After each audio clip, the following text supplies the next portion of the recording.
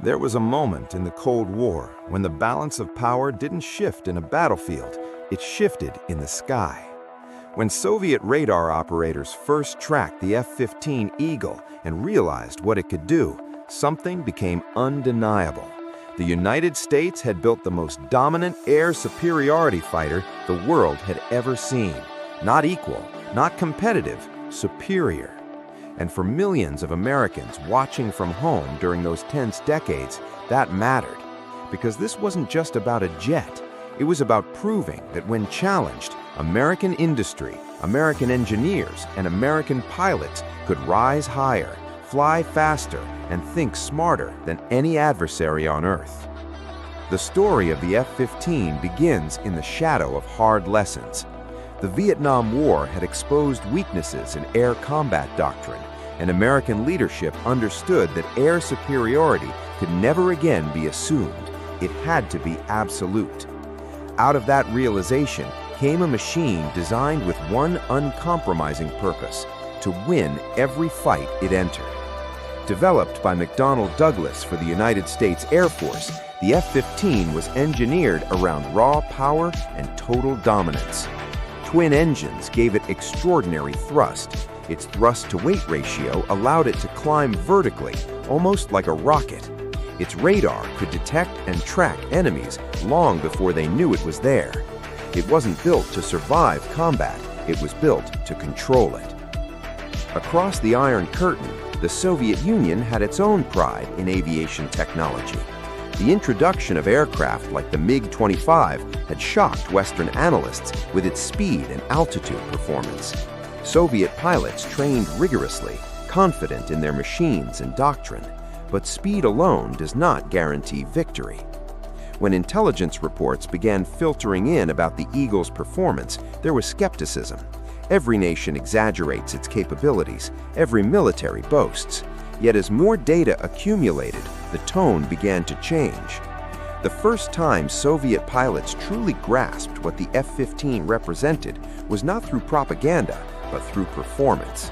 In exercises, in monitored engagements, and later in real combat situations involving American allies, the Eagle demonstrated something unprecedented. It could see first, it could strike first, and it could disengage at will. Its AN.APG radar system allowed it to track multiple targets at long range while maintaining full situational awareness. In air combat, information is survival, and the F-15 gave its pilots a decisive informational advantage. For Soviet aviators trained under ground-controlled interception doctrine, this was unsettling. Their system relied heavily on instructions from radar stations directing them toward targets. American pilots, by contrast, were trained to make independent decisions in dynamic environments. When technology fused with that philosophy, the result was a fighter that felt almost alive in the hands of its pilot. The Eagle was not just an aircraft, it was an extension of American tactical culture, flexible, aggressive, confident. Then came the combat record. Over time, the F-15 accumulated more than 100 confirmed air-to-air victories without a single loss in dogfights. For Soviet analysts studying these numbers, the implications were stark. This was not incremental improvement, this was generational superiority. Every engagement reinforced the same conclusion. If the Cold War ever turned hot, gaining control of the skies against the Eagle would be extraordinarily difficult. Inside Soviet design bureaus, urgency grew. Aircraft like the MiG-29 and later the Su-27 were accelerated in part as responses to the F-15's capabilities.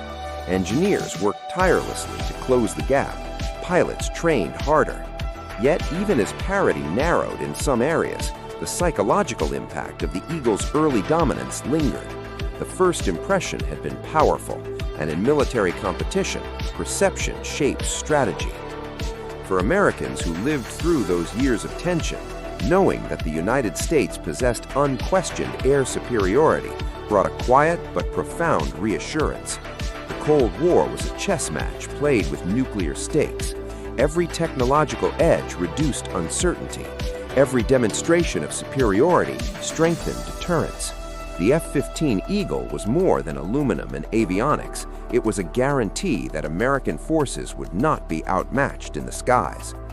And when Soviet pilots faced the F-15 for the first time, whether through radar screens, intelligence briefings, or distant visual contact, they were confronting more than a fighter jet. They were witnessing the outcome of a nation that had decided mediocrity was unacceptable, a nation that responded to challenge with innovation, a nation that turned hard lessons into overwhelming strength. The Cold War never erupted into direct war between the superpowers. In many ways, that was the point. Air superiority is not only about destroying the enemy, it is about convincing the enemy that fighting would be futile. The F-15 Eagle helped send that message with unmistakable clarity. In the end, the shock Soviet pilots felt was not simply fear of a faster aircraft, it was recognition. Recognition that American engineering, pilot training, and strategic doctrine converged into something extraordinary, something decisive, something that ensured that if the skies ever became a battlefield between superpowers, the advantage would belong to the United States. And sometimes, the greatest victories are the wars that never begin, because one side knows beyond doubt who would win the sky.